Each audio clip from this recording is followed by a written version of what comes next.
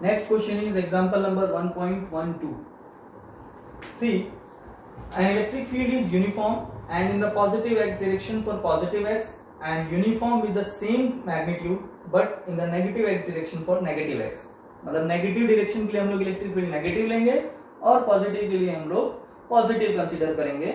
यहाँ पे दिया हुआ है electric field in x direction is that is -200i. -200i कब लेंगे, मतलब नेगेटिव इलेक्ट्रिक फील्ड कब लेंगे, when x is less than 0. मतलब x की यहाँ पे दो वैल्यूज है, एक -10 और एक +10 बराबर. इसका मतलब ये हुआ कि ये जो पॉइंट अगर x लेस देन 0 है, मतलब -10 की कंडीशन जब फॉलो होगी उस समय हमें नेगेटिव इलेक्ट्रिक फील्ड लेना है, मतलब इस पॉइंट पे. और अगर हम इस पॉइंट पे कंसीडर करते हैं, मतलब for x is greater than 0, मतलब पॉजिटिव के लिए, तो उस समय इलेक्ट्रिक फील्ड की डायरेक्शन इधर होगी. ठीक है, तो यहाँ पे हम इलेक्ट्रिक फील्ड की डायरेक्शन कंसीडर कर रहे हैं. मैं यहाँ पे थोड़ा सा इसको x इज ग्रेटर देन 0, मैं यहाँ पे इसको हटाऊंगा. ये है आपका इलेक्ट्रिक फील्ड लेफ्ट साइड के लिए और ये है आपका यहाँ पे electric field that is for right side के लिए. ठीक है, और ये है आपका electric field. Okay, this is for left and this is for right. Clear, ये इलेक्ट्रिक फील्ड दिया हुआ है. And a right circular cylinder of length 20 centimetre, इनके बीच का डिस्टेंस है 20 centimetre, has it centre at the origin, ये आपका origin है जो सेंटर पे है, and its axis along the x axis so that one face is at x is equal to plus 10 centimeter and other face is at -10 centimeter. x is equal to -10 centimeter. First आपको क्या find करना है, what is the net outward flux through each flat face. Flat face का मतलब होता है कि जैसे मान लेते हैं ये आपका एक सिलेंडर है, तो ये जो है ये part, this is your flat face, this is your flat face, और ये पार्ट पूरा क्या है आपका कर्व, ये आपका कर्व्ड है. ठीक है, और ये आपका फ्लैट है. तो हमें कहां फाइंड करना है electric flux, electric flux on flat face. ठीक है, तो फ्लैट फेस के लिए हमारे पास कितने फ्लैट फेस हैं, दो फ्लैट फेस हैं. तो दो फ्लैट फेस मतलब दो फ्लक्स. तो हम पहले इलेक्ट्रिक फील्ड फाइंड करेंगे ऑन राइट फ्लैट फेस. ठीक है, सो फर्स्ट ऑफ देखो यहाँ पे ये तो इसका रेडियस होगा यहां से यहां तक. ठीक है, इलेक्ट्रिक फील्ड की डायरेक्शन ये है. अच्छा, ये आपका फेस, इसका एरिया कहां होगा, सरफेस के बाहर बराबर. बाहर का मतलब ये आपकी डायरेक्शन हुई एरिया की. क्लियर है, एरिया की डायरेक्शन. इसी तरह सेम ये भी सरफेस के बाहर है, यहां भी इलेक्ट्रिक फील्ड की डायरेक्शन, एरिया की डायरेक्शन क्या होगी, इन outward direction, radially outward direction. Area इस तरफ क्लियर हो गया. अच्छा, इस फेस के लिए कहा, ये जो कर्व फेस है इसके लिए एरिया कहां होगा, इसके लिए एरिया होगा यहाँ पे और इलेक्ट्रिक फील्ड होगा आपका यहाँ पे. मतलब यहाँ पे एंगल बनेगा कितना इन दोनों के लिए, 90 डिग्री, और इसके लिए कितना बनेगा, 0 degree. See this is your radius. ये अलग चीज है. हम लोग एरिया और इलेक्ट्रिक फील्ड की बात कर रहे हैं. ये आपका electric field in left side and उसका एरिया सरफेस के बाहर. Electric field right side, area बाहर. क्लियर हो गया. सी मैंने आपको एप्लीकेशन ऑफ गॉस लॉ करवाया था, उसमें फर्स्ट एप्लीकेशन याद हो तो, due to infinity wire uniformly charge distribution in a wire. तो वो कुछ इसी तरह से हमने किया था, वहां पे एक बार देख लेना, रिफर करना, आपको समझ आ जाएगा हम किस तरह से एरिया और इलेक्ट्रिक फील्ड को कंसीडर करते हैं. ठीक, see now flux on right flat face. तो ये दो फ्लैट फेस के लिए हम फाइंड करेंगे. तो इलेक्ट्रिक फील्ड का फॉर्मूला E डॉट राइट है, इसलिए ER डॉट DA.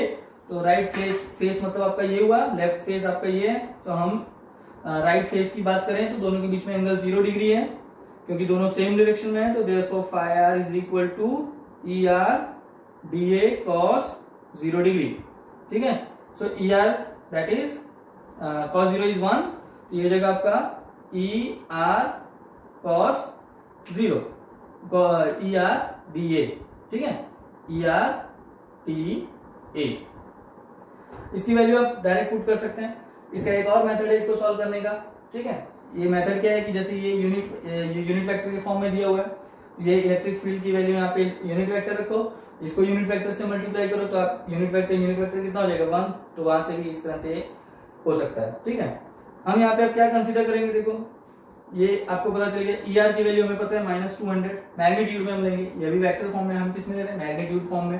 ठीक है, तो क्या हो जाएगा, therefore phi R is equal to ER हम बाहर ले लेते हैं, DA का integration A is what, area, किसका एरिया, ये हमारे पास जहां से इलेक्ट्रिक फ्लक्स जा रहा है, क्या है वो, flat face, that is pi R square, what is R radius. ठीक है, रेडियस हमें दिया हुआ है कितना, 5 सेंटीमीटर, दैट इज 0.05 मीटर। तो ये हो जाएगा phi R is equal to, ER की वैल्यू कितनी है 200, 3.14 और रेडियस है आपका 5 इंटू 10⁻² मीटर। तो आपके पास जो ये फ्लक्स मिलेगा राइट फेज के लिए वो आएगा आपका, that is 1.57 newton metre square per coulomb, ये आपका राइट फेज के लिए फ्लक्स मिला। अब हम लेफ्ट के लिए फाइंड करेंगे, तो लेफ्ट के लिए क्या हो जाएगा, and phi L is equal to integration E L dA। ठीक है, तो ये हो जाएगा therefore phi L is equal to integration, अच्छा ये मैंने आपको एंगल से बताया, यहाँ भी एंगल 0 डिग्री है। अब मैं आपको एंगल से नहीं, मैंने आपको दूसरा मेथड, वो दूसरा मेथड ये है कि मैं आपको यूनिट वेक्टर फॉर्म में बताता हूँ। जैसे आपके पास इसकी वैल्यू कितनी है, -200 आई, तो यहाँ लिख देते हैं -200 आई डॉट, आई क्या है, यूनिट वेक्टर है, यहाँ पे हम लेते हैं DA,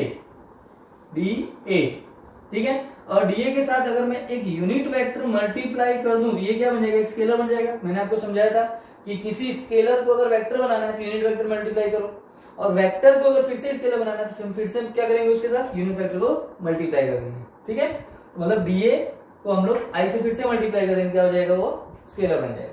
ठीक है, क्योंकि वो एक यूनिट वेक्टर है। तो I dot I this is equal to 1। ठीक है, तो ये कितना हो जाएगा, फाई एल इज -200 हमने बाहर ले लिया, integration of DA, integration DA that is A, what is A, area, कितना हो जाएगा, pi R square. So phi L is -200, 3.14, 5 इंटू 10⁻², ये स्क्वायर होगा, 10⁻² square.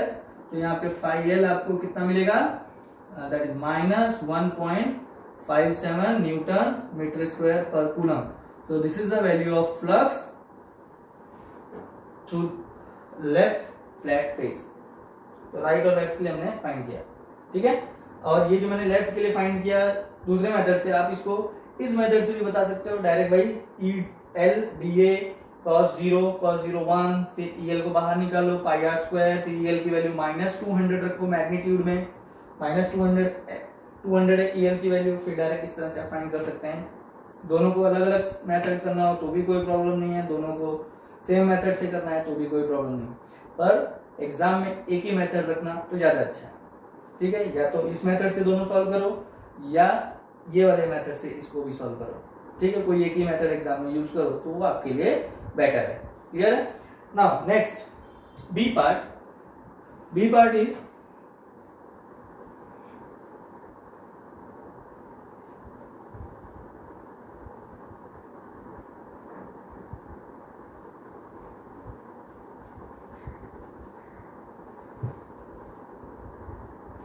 what is the net outward flux through each flat face, what is the flux through the side of the cylinder means ये side, electric field की direction इस तरफ है, area surface के बाहर, कितना एंगल दोनों के बीच में 90 डिग्री, 90 डिग्री एंगल मतलब कितना रहेगा 5।